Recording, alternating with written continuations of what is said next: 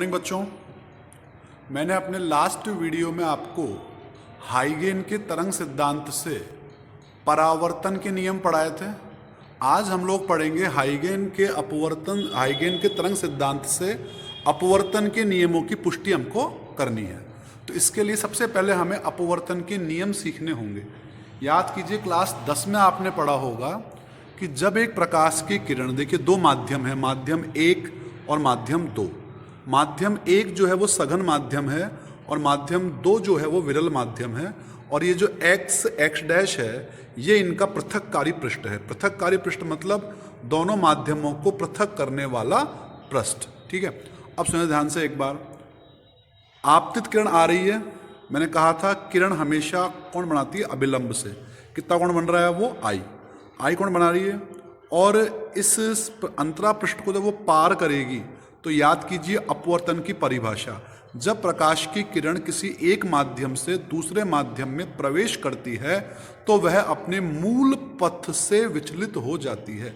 अगर देखो ये दो माध्यम अलग अलग नहीं होते तो प्रकाश की किरण स्ट्रेट निकल जाती इस प्रकार से, लेकिन वो अपने मूल से विचलित हो गई और अभिलंब की ओर मुड़ गई। ठीक है, इस घटना को हम कहते हैं अपवर्तन। तो इसके कुछ नियम होते हैं। पहला नियम तो वही है जो हमारे पास कल था। याद करो क्या था कल का नियम पहला? देखो, आपतित किरण, अभिलंब और कल था परावर्तित किरण। आज होगा अपवर्तित किरण। तीन चीजें हैं, वापस से बोल रहा हूं मैं। आपतित किरण, अभिलंब और अपवर्तित किरण, तीनों कहां होंगे? एक ही तल में होंगे। तीनों कहां होंगे? एक ही तल में। क्या बोला मैंने? आपतित किरण, अपवर्तित किरण और अभिलंब तीनों कहां पर होंगे? एक ही तल में होंगे। इसके अतिरिक्त कल हमने ये कहा था परावर्तन में कि एंगल आई एंगल आर के इक्वल होता है उसमें। पर क्या यहां एंगल आई एंगल आर के इक्वल होगा क्या? बिल्कुल नहीं होगा। क्यों? क्योंकि आई और आर तो मुड़ गई ना किरण, तो आई आर के बराबर तो नहीं हो सकता। मतलब angle I will not equal to angle R. लेकिन वैज्ञानिक स्नेल ने, किसने? वैज्ञानिक स्नेल ने इन दोनों एंगल्स के बीच एक संबंध बताया था। 10वीं में पढ़ा होगा आपने कि साइन आई बटा साइन आर करोगे तो वो माध्यम का अपवर्तनांक μ2 के बराबर हो जाएगा। 2 का अर्थ है पहले माध्यम के सापेक्ष दूसरे माध्यम का अपवर्तनांक। क्या मतलब है इसका? पहले माध्यम के सापेक्ष दूसरे माध्यम का अपवर्तनांक। आई बात समझ में? तो वहां पर तो एंगल आई आर के बराबर था, किसमें? परावर्तन में। यहां वो बराबर नहीं होगा। यहां दोनों की जाओं का अनुपात, जा यानी साइन, मतलब साइन आई बटा साइन आर, वो क्या आएगा? माध्यम के अपवर्तनांक के बराबर आएगा। ठीक है। और अपवर्तन का अगर कारण 10वीं में पढ़ा हुआ आप लोगों ने, तो अपवर्तन का रीजन ये होता है कि जो प्रकाश है उसका अलग अलग माध्यम में वेग अलग अलग होता है। अगर ये माध्यम 1 है, इसमें प्रकाश का वेग v1 है, तो दूसरे माध्यम में प्रकाश का वेग क्या होगा? v2। अलग अलग माध्यमों में प्रकाश का वेग अलग अलग होने से अपवर्तन की घटना उत्पन्न होती है। यह है अपवर्तन का कारण। ठीक है, तो ये बेसिक हो गया हमारा अपवर्तन का। अब हम लोग करना क्या है? हमारे हाइगेन की थ्योरी के आधार पे, हाइगेन के सिद्धांत के आधार पे स्पष्टीकरण देना है किसका? अपवर्तन के नियमों का। तो उसके लिए जरा देखिएगा एक बार। से एक्स वाई मेरे पास एक पृथककारी पृष्ठ है। पृथककारी पृष्ठ कौन सा होता है? जो कि दोनों माध्यमों को अलग अलग करता है। माध्यम 1 और माध्यम 2 को जिसने सेपरेट आउट किया है, क्या है वो? पृथककारी पृष्ठ। ठीक है, अब कल की तरह देखो जरा एक बार। बहुत सारी तरंगें आ रही हैं। उन बहुत सारी तरंगों के अंतर्गत मैंने दो तरंग ली, तरंग 1 और तरंग 2। ठीक है, ये तरंगे इस प्रकार से आ रही है और ए बी जो है ये क्या हो जाएगा? तरंगाग्र। क्या हो जाएगा? ये तरंगाग्र। कौन सा तरंगाग्र? आपतित तरंगाग्र। क्या हो जाएगा? बोलिए, ये आपतित तरंगाग्र। दो अलग अलग माध्यम हैं।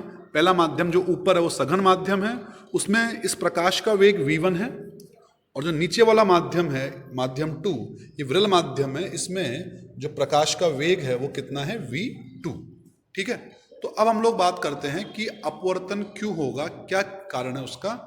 मैंने कहा आपसे अलग अलग माध्यमों में प्रकाश का वेग अलग अलग होने से ये उत्पन्न होता है। तो μ21 बराबर क्या हो जाएगा? v1 बटा v2। ये तो आया अपवर्तन के कारण से। और जो पहले आया था वो आया था स्नेल के नियम से। ठीक है, अब मैं बात करता हूं आपसे μ21 बराबर v1 बटा v2। ठीक है, अब डायग्राम पे आइए, आप समझिए इस डायग्राम को एक बार देखो। बिल्कुल बात सारी पुरानी की पुरानी है, देखिएगा एक बार। ये बताओ 1 और 2 ये क्या है? आपतित किरणें। और ए बी क्या है? आपतित तरंगाग्र। इन दोनों के बीच का कोण कितना होगा? कल भी कहा था मैंने आपसे, आज फिर कहता हूं, ये दोनों आपस में लंबवत होती हैं। तरंगाग्र और प्रकाश की किरणें एक दूसरे के लंबवत होती हैं, इसलिए कोण कितना हो गया? 90 डिग्री हो गया। उसके अतिरिक्त अब यहां मुझे बताइएगा, मैं यहां पर एक अभिलंब ड्रॉ करता हूं इस तरीके से, तो बताओ किरण के साथ कोण क्या बनेगा? सर अभिलंब से बनता है वो हमेशा, तो ये एंगल आई होगा ना, ये क्या होगा? एंगल आई। ठीक है, और तरंगाग्र जो ए बी है इसका कोण कितना होगा आपतन? सर वो एंगल आई ये होगा, क्योंकि मैंने बताया था तरंगाग्र का कोण बनता है समतल के द्वारा। ठीक है, दोनों आई क्लियर हो गए एंगल्स। ठीक, अब वापस से वही पुरानी बात, ए बी क्या ये आपतित तरंगाग्र है क्या? यस, ए बी आपतित तरंगाग्र है। हाइगेन थ्योरी क्या कहती है हमसे? इस तरंगाग्र पर स्थित प्रत्येक बिंदु एक नवीन प्रकाश स्रोत की भांति व्यवहार करेगा। ऐसा लगेगा हमको कि जो प्रकाश है वो इन बिंदुओं से आ रहा है, दीज ऑल पॉइंट्स, इन सब बिंदुओं से आ रहा है। तो स्पष्ट है, कल की तरह लॉजिक से अगर मैं बात करूं तो बताइए सबसे पहले कौन सा सिरा आकर टकराएगा तरंगाग्र ए बी का? सर तरंगाग्र ए बी का ए सिरा सबसे पहले आकर हिट करेगा, और सबसे आखिरी में कौन सा बिंदु हिट करेगा? सबसे आखिरी में हिट करेगा बिंदु बी से जो प्रकाश आएगा वो ए डैश पर जब तक आएगा सबसे आखिरी में आएगा। और वही लॉजिक कि तब तक क्या ए उसका इंतजार करेगा क्या कि भाई बी से जो प्रकाश निकला वो बी डैश ए डैश तक पहुंचे, तब तक ए वाला प्रकाश क्या ए पर बैठा रहेगा क्या? नहीं सर, वो आगे बढ़ जाएगा।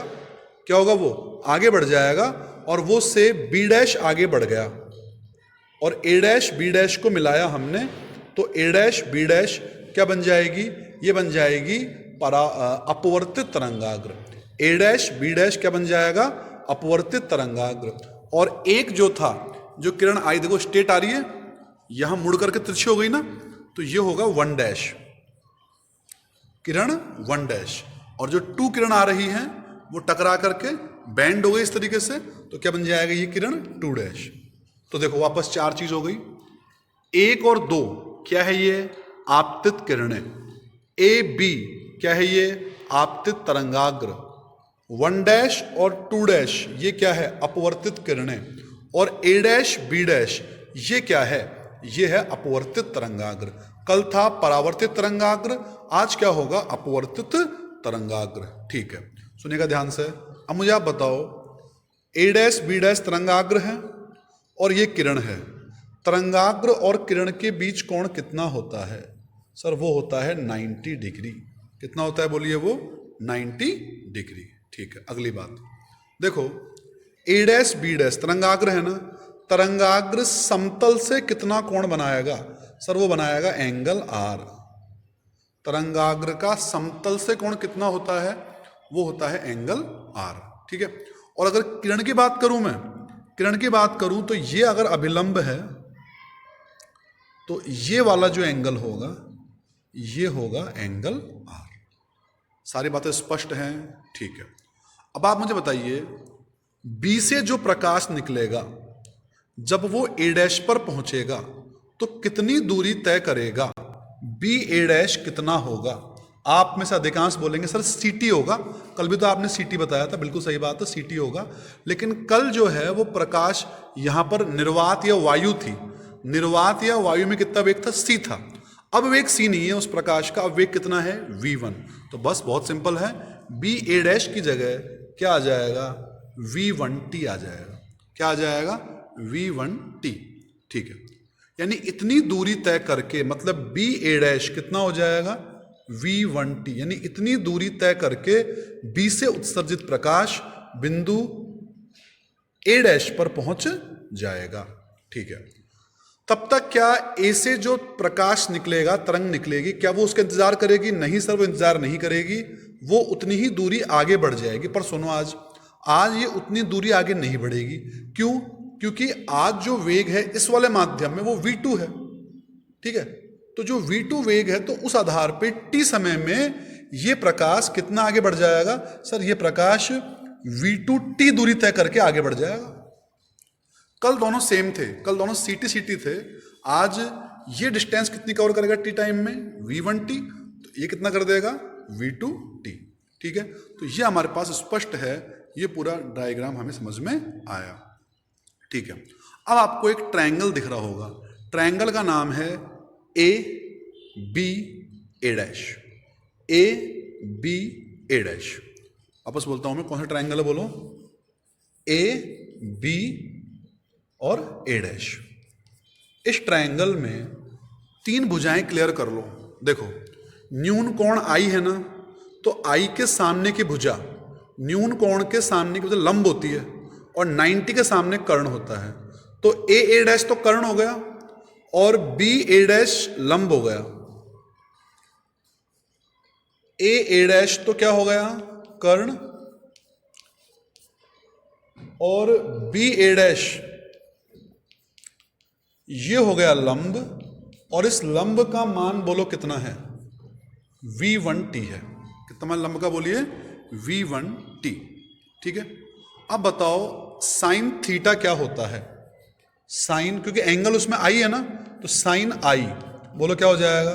लंब बटा कर्ण। लंब का नाम क्या है? लंब का नाम है बी ए डैश और कर्ण का नाम क्या है? ए डैश।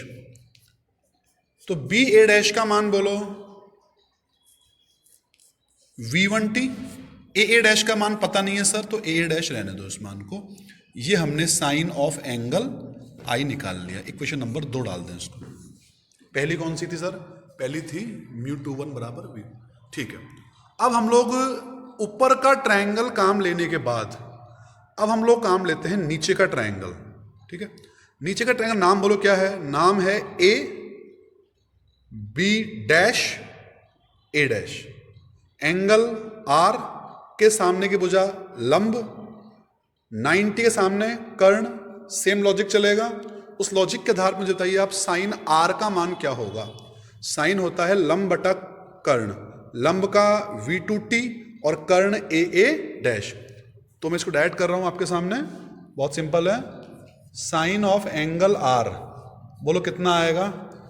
यह आएगा v2t upon A dash, equation number 3। तो आपने साइन आई में मान निकाल लिया 2 में, और साइन आर का मान निकाल लिया आपने इक्वेशन नंबर 3 में। अब समीकरण 2 में समीकरण 3 का भाग दें तो साइन आई बटा साइन आर आ जाएगा। क्या कर रहा हूं मैं? समीकरण 2 में समीकरण 3 का भाग दे रहा हूं।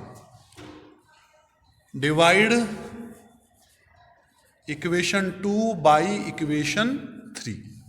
बोलो क्या आएगा? यह आएगा sine of angle I upon sine of angle R, that is equal to sine I का मान था v1t upon A dash, sine R का मान है v2t अपॉन ए डैश। तो ए डैश से ए डैश कट जाएगा, टी से टी कट जाएगा। क्या बचेगा? बचेगा v1 by v2 sine I upon sine are.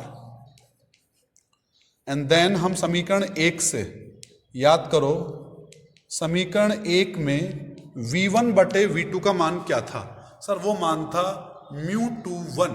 तो रखिए उस मान को रखेंगे तो μ21, that is the Snell law और सेकेंड लॉ ऑफ रिफ्रैक्शन, जो अपवर्तन का दूसरा नियम है। सिद्ध हो गया, ठीक है। और फर्स्ट नियम क्या था? वो तो बहुत सिंपल है कि डायग्राम से हमको दिख रहा है कि आने वाली किरण, अभिलंब और जाने वाली किरण यानी अपवर्तित किरण तीनों एक ही तल में हैं। इस प्रकार से हाइगन थ्योरी के द्वारा हमने अपवर्तन के नियमों की पुष्टि कर दी। Thank you.